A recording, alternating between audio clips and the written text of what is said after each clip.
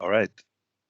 Thank you so much for joining today at our 35th Workplace Ninja um, Tech Tuesday. Today with Viktor Hedberg. He is going to talk about temporary access pass, the key for unlocking passwordless, and I will hand it over very shortly because Viktor has only time until 5 p.m. sharp. So if you have questions, yeah, feel free to ask them. Thanks always for our sponsors. Without any sponsors, we're not able to organize events like this. And you all know our social media. So if you don't follow us, we have presence at yeah, this platform. So follow us. Upcoming events. I wanted to highlight two events which are coming up this year, two on-premises events, and if you ask me, two must-attend workplace communities. So that's MMS in the Mall of America, early May. Um, there are still tickets, and also for the Workplace Ninja Summit 2022 at the KKL in Lucerne in September, so after the holidays. And yeah, both events I will be there. I will be speaking at MMS, and I'm co-organizing the Workplace Ninja Summit. So join us. And we have some upcoming events also of our own. The live Ask Us Anything on the 5th of April with Dan Levy. Um, and we have some scheduled other sessions scheduled for the rest of the month. We will be also scheduling on-premises events very soon again. So if you have a session you want to present your own, go to this link. And with that, I want to hand over to Viktor. Viktor, thanks for joining us. And yeah, go ahead. Floor is yours. Thank you so much for having me. I've been following you guys for the better part of a couple of years now, so it's really cool to be here talking to you guys. And today we're going to talk about temporary access pass. This feature is still in a public preview state, so there are still some kinks that needs to be worked out prior to going GA, but the feature is there, it's supported to use it, and there are a couple of interesting use cases which I'll showcase to you guys today. Let's see if I can get my PowerPoint to work with me. Quick couple of minutes about myself. Who am I? Viktor Hedberg. I work as a cybersecurity consultant at a company called Truesec. We're based in Sweden. And we take care of cybersecurity in any way, shape, or form, including like threat analytics, threat intelligence, human threat intelligence, which is a new area where we're expanding into. So it's really it's kind of a company by former MVPs for the couple of the people who want to become or are MVPs. It's really fun place to work. I do a lot of proactive security engagements, such as security assessments, security reviews, not just towards cloud environments, but also legacy environments. Active Directory still needs to be taken care of accordingly, tiering, stuff like that. And I also lend my hand whenever needed to our eminent computer security incident response team, our CSERT, who are, well, not to blow too much on my own or our own trumpet, but we're quite good at what we do. We're helping people once the shit has hit the fan, so to say. Feel free to connect with me on my social media. I'm on Twitter, LinkedIn. Check out my blog if you want to. I haven't been able to update that for quite some time due to things being as they are. We have a lot of stuff going on. and let's get going. So in short, just to describe what a temporary access pass is and what it comprises of. So a temporary access pass is a time-limited passcode that serves as a strong authentication credential. And it can be used to solve both onboarding, recovery, and forgot scenarios when it comes to deploying a passwordless solution for your company. So instead of using like your username and password to successfully sign into your Office applications or registering your MFA credentials for the first time, you just get a single text string basically that serves as a strong credential for a couple of minutes, a couple of hours, a couple of days. It all depends on how you configure your policy. And the building blocks of the temporary access pass, it can be scoped to individual users. It can be scoped to encompass all users in your Azure Active Directory, and you can perform like a scoped rollout of this feature using groups as well. As I said, you can configure settings such as lifetime. The minimum lifetime is 10 minutes. This could be used in, say, a forgot or recovery scenario where you need to have immediate access to your Exchange Online mailbox or whatever, and you've forgotten your authenticator application, or you've changed phones or whatever.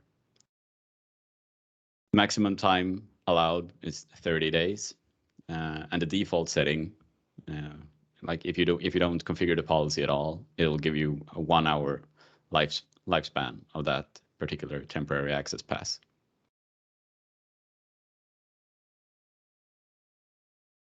You can configure the temporary access pass to serve as a one-time use, kind of a one and done sort of thing. So it's basically a secret that you use once and then you shred it because you can't use it anytime after that. This is the, as far as I see it, the preferred way of using the temporary access pass, because we don't want users to actually use these temporary access passes instead of their passwords, right? So if we're trying to move away from passwords using like FIDO2 tokens, passwordless sign-in using your mobile phone, whatever, you don't want the temporary access pass to be as a ever-present alternative to those. You just want to use it when you had to use it, basically.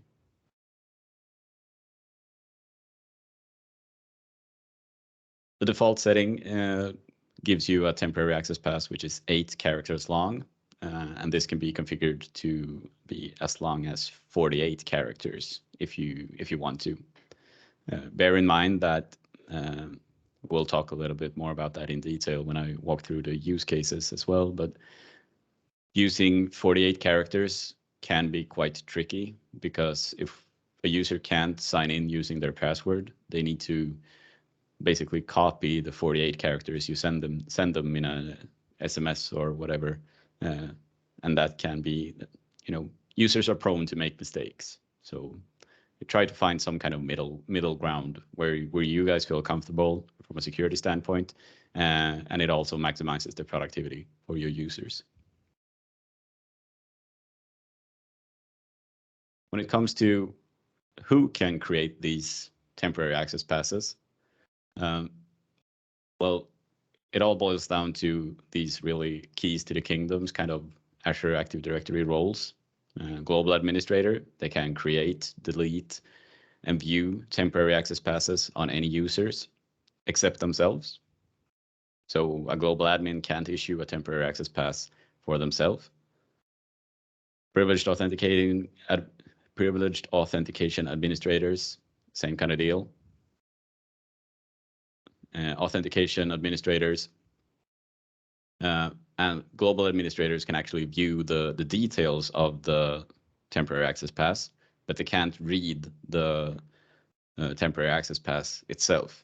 It's kind of like, when you're spinning up a new app registration and you get an app secret from Azure Active Directory, you need to copy that secret once, and once you've done that, you can't read it anymore. So that's the same kind of thinking that goes into this. And as with all of these things in Azure, you can configure it using the portal. You can configure it using APIs, and you can configure it using the mgraph PowerShell module as well.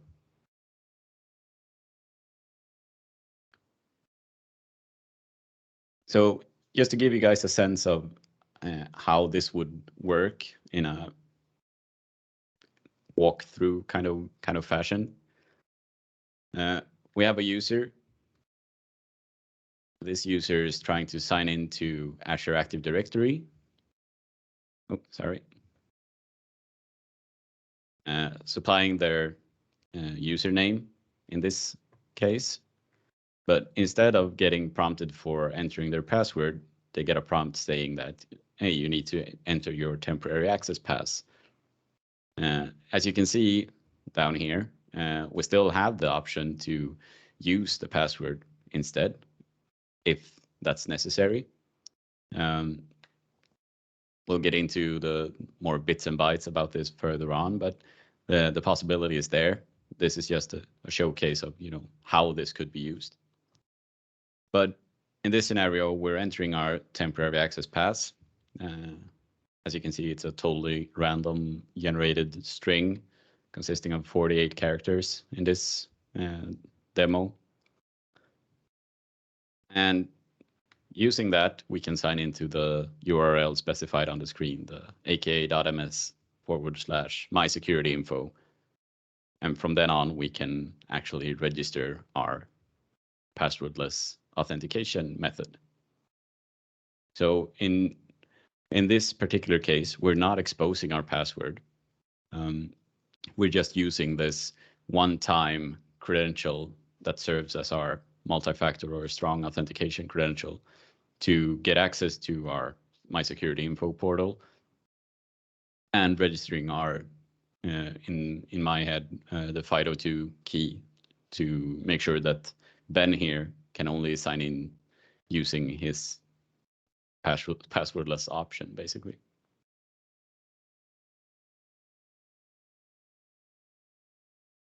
I'll show you guys from the portal how to enable these settings in Azure. Hang on, I did not preload that page. Give me 1 second.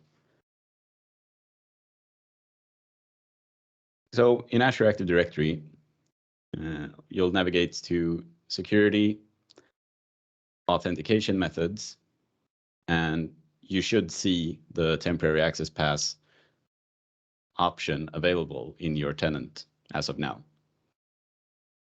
There's really not much to it here. As I said, we can scope this to be towards specific users or specific groups of users. Or in my case, I've selected that all the users of this tenant are available for using temporary access passes. So it's really a matter of flicking this switch from no to yes and scoping it towards the users you want to try it out on. Under configure, we can configure the policy that I mentioned as well, with the maximum lifetime, minimum lifetime, default lifetime, and the length of the temporary access pass, as well as the one-time use scenario. So as I said, you can configure this using the portal. You can configure this using Graph PowerShell if you want to. And once you've done all this, well, the option is there for all of your users, basically. So if we're heading over to one of our users who I know does not have a temporary access pass assigned to her, looking under authentication method, we can see one time used. Okay, so let's delete that. And under add authentication method, we get the temporary access pass option available for us. And that's really all there is to it to enable this feature.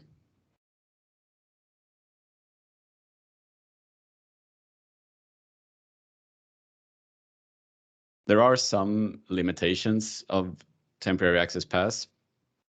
The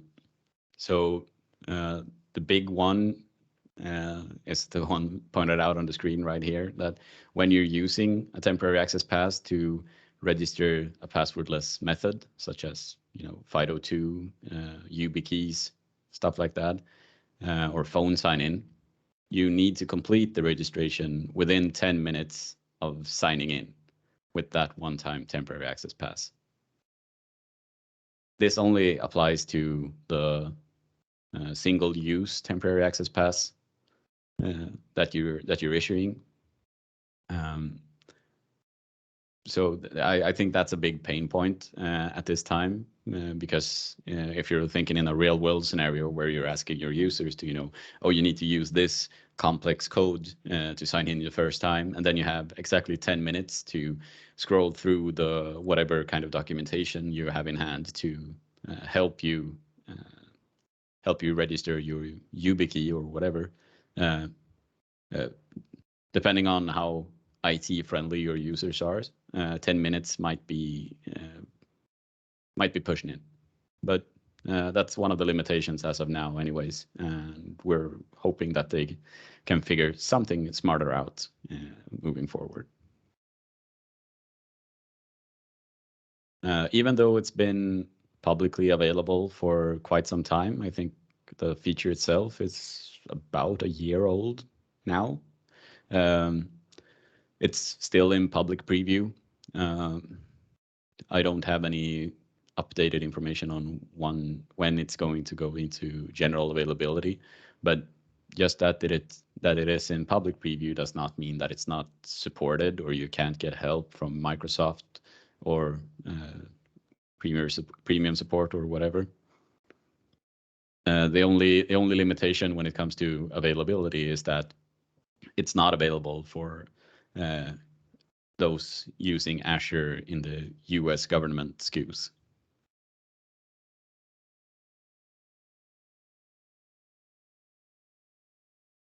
When it comes to self-service password reset,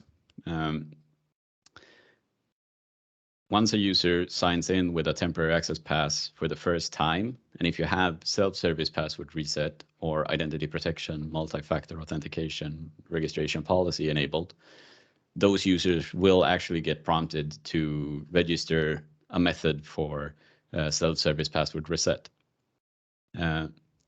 You could bear in mind that if you're striving towards going passwordless, maybe disabling the self-service password reset feature for those users altogether, because we don't want them to use their passwords. But if they can reset their own passwords, then they can still use their passwords, right?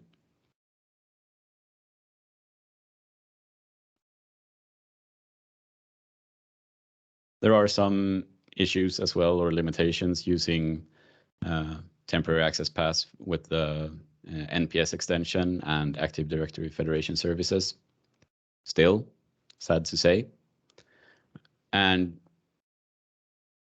unfortunately, you cannot use this using or whilst configuring Windows, such as using Autopilot or out-of-the-box experience on Windows 10.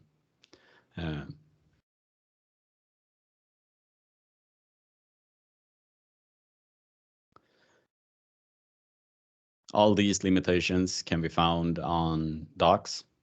I just pulled the fresh limitations just prior to this demonstrations. So feel free to read up about it, how to use the feature itself and what limitations apply still. But let's move forward and talk about some of the use cases for temporary access pass. So it could be used for onboarding new employees, such as I kind of briefly explained earlier.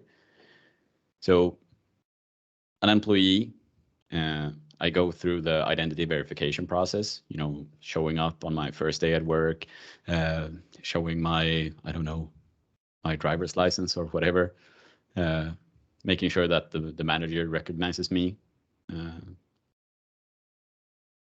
And from this point, I get issued an access pass to register my YubiKey, one of these.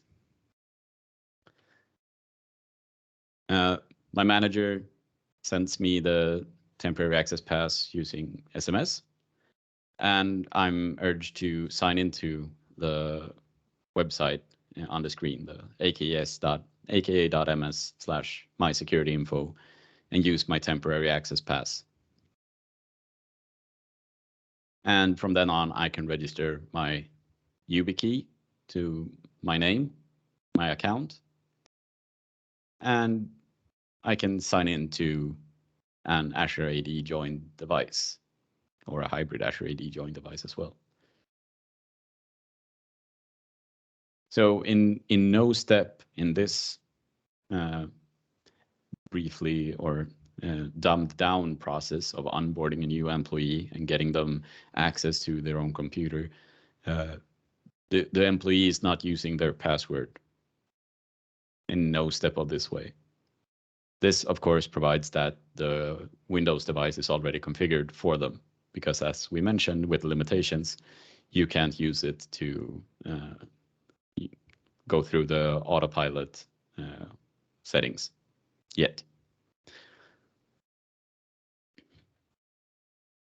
Another scenario could be that you're changing your mobile phone, you lost your YubiKey or whatever, and the same kind of process kicks in here as well. So you somehow verify who you are towards the IT department. You get issued an access pass, and you redeem that in order to register a new YubiKey or a new authenticator app because you upgraded from iPhone 11 to iPhone 12 or whatever.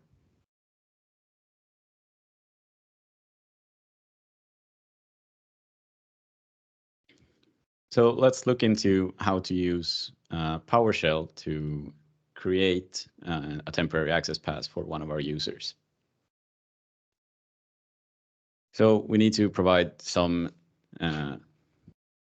properties for this to work, as it is a graph API call we're making. So we need to specify some of the data that we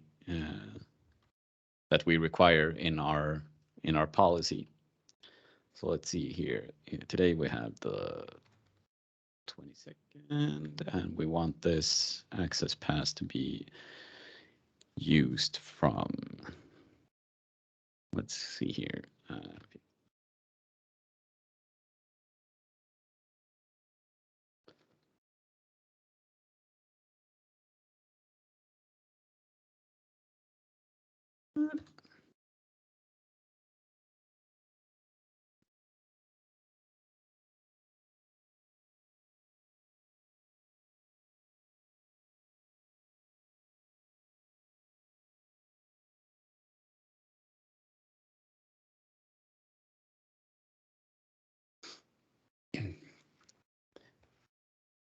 And as you can see, the PowerShell commandlet in use here is really a tongue twister.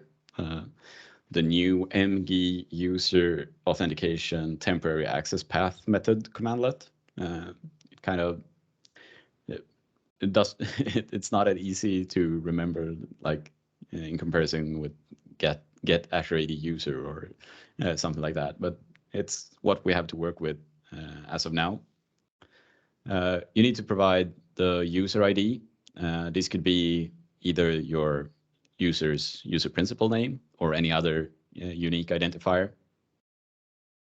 And in the body parameter switch, we throw in the variable properties JSON, which is the properties that we configured up here.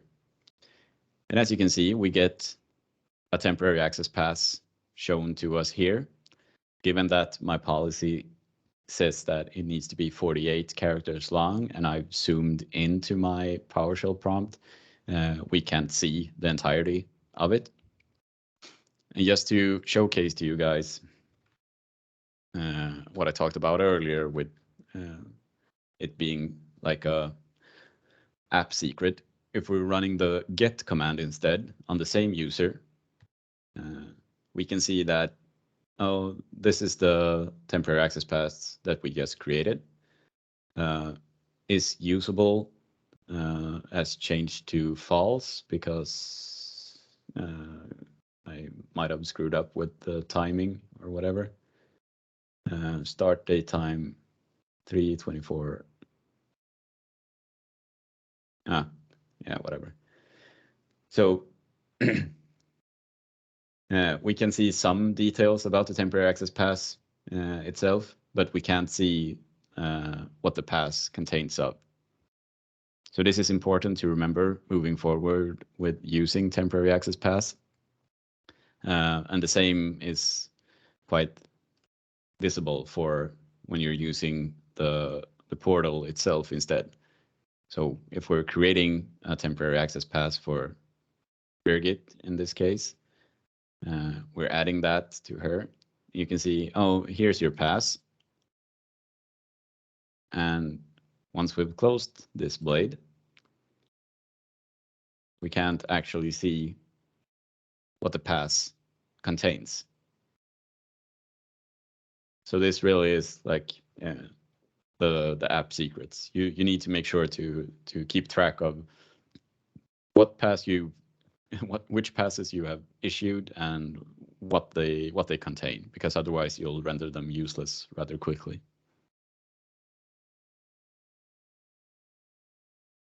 And if we're looking at Ben, we can see under authentication methods that we had a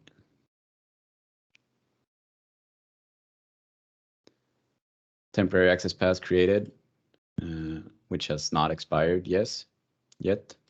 But since we could not see it in our PowerShell window, I'll delete that, issue a new one, and then we'll try to sign in with his temporary access pass in order to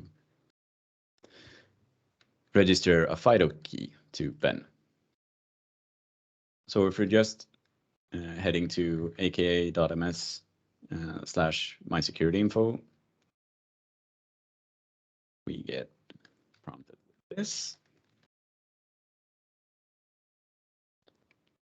And as you can see, instead of the enter your password page popping up, we get the enter temporary access pass. So we enter our temporary access pass and we sign in.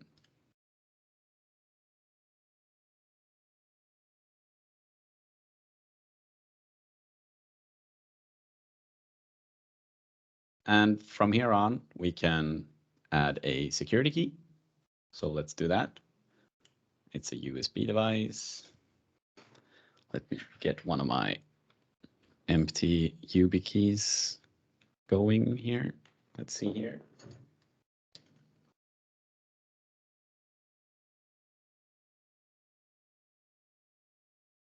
Okay. We'll create a pin.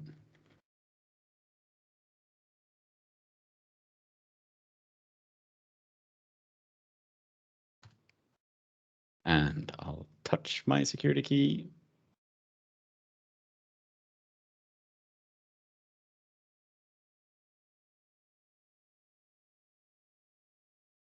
And we'll provide a name for it.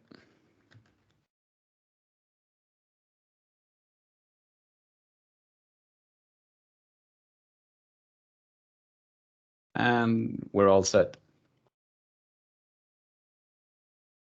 So if you can work that I just did into some kind of process, you can effectively eliminate the needs for passwords for new employees rather quickly. As I said, bear in mind of the current limitations, such as autopilot, stuff like that. But other than that, this is all you need to do, and it's a quite cool feature. And I wanted to show you guys another interesting thing. As you can see here, I have a conditional access policy set up in my tenants called MFA Registration. What that does is that it's configured for all users, and it applies to registering security information on those users. And in order to do that, you'll need to present some kind of strong authentication. And as I just showed you, I simply logged in with my temporary access pass and was allowed to add my FIDO2 key to this user, Ben. So if you don't have this policy in your tenants right now, I urge you to configure it. Maybe not like this, but you can configure it to block access except from like trusted devices, trusted IP ranges, stuff like that.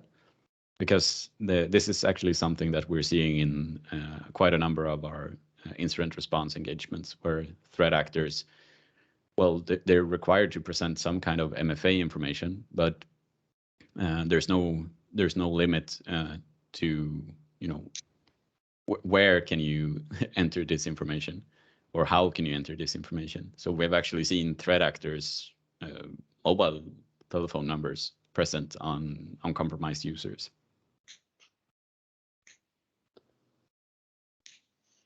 As I said, you can also use this with the Graph Explorer or whatever your preference is. The way to do this is you need to have some permissions assigned to your user issuing this post command. I do have a blog post on how to use this effectively, but I think it is like authentication methods, read.write all, something like that. And once we had that, we simply issue a post command with an empty payload scoped to the user that we want to configure a temporary access pass for. So if we run this query, we can see that we get a 201 response. We get our temporary access pass presented as such.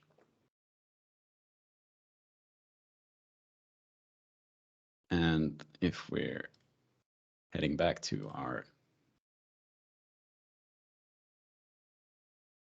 little Ben session here, let me see if I remember which user I actually scoped this to. I think it was Cynthia.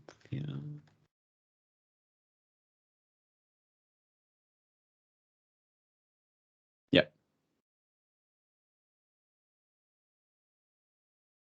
And here you can see the self-service password reset flow as well, because Cynthia is not configured for self-service password reset or multi-factor authentication.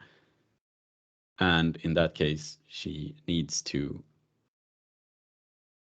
add some information for using self-service password reset. So for the users who you intend to use temporary access pass on, make sure to disable the self-service password reset policy for those users as well, because otherwise you'll get a lot of questions regarding this. Heading back to PowerShell, as I said, anything that's doable in the portal is also doable in the PowerShell prompt. In order to remove a temporary access pass, we need to supply what user we want to remove it from and what temporary access path authentication method ID we want to remove. Okay, so that's not the same user. Let's do it like this instead.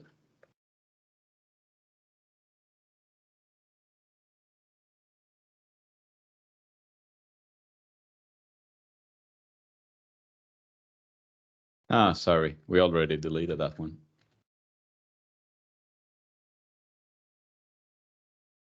Because we did that in the portal.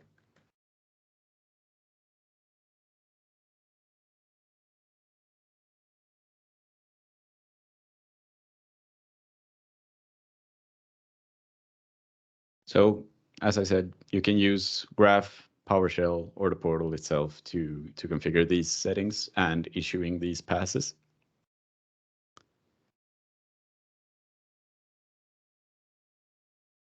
And once again, things to remember. Admins can create these passes for regular users, but not for themselves. They can also create them for, well, global admins can create them for other admins, but they can't create them for themselves. And this is kind of a self-sanity service as well, because you don't want a potential threat actor issuing temporary access passes and maintaining persistence in your environment. And I don't know how many times I've reiterated this, but once more, make sure to copy the temporary access pass once you've created it, because otherwise it's gone. And you won't be able to use it because you don't know what it is. And yeah, that's all I had when it comes to discussing this, demonstrating stuff. So I'll open up to questions if you guys have any. Feel free to come off mute and I'll try my best to answer.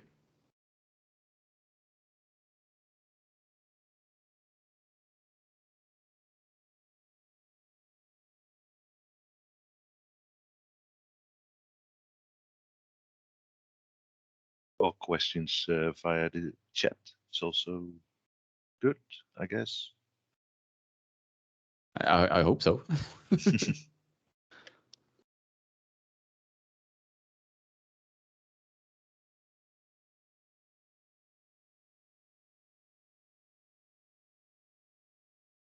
And if you want to, feel free to reach out to me on social media and ask a question there instead.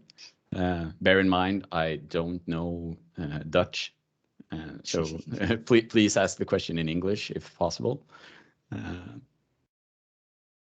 But yeah, that's all I had. And I hope you guys got some information from this session. And I want to thank you all very much for listening. And once again, thank you guys at Workplace Ninjas for having me.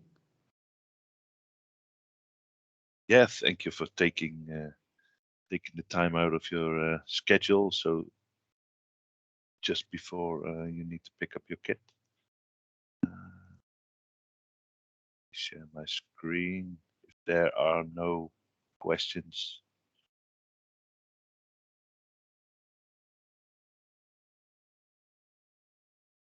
If you have, unmute.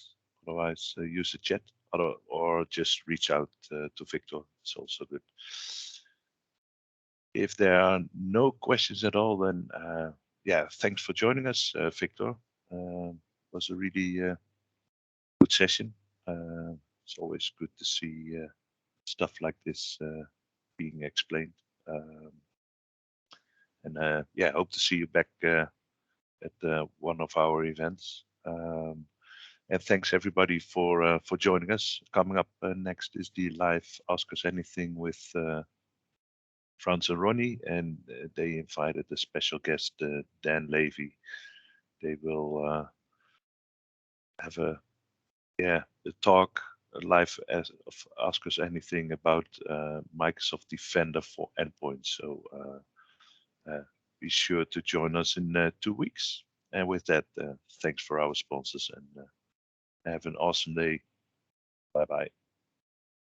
Thank you. Bye.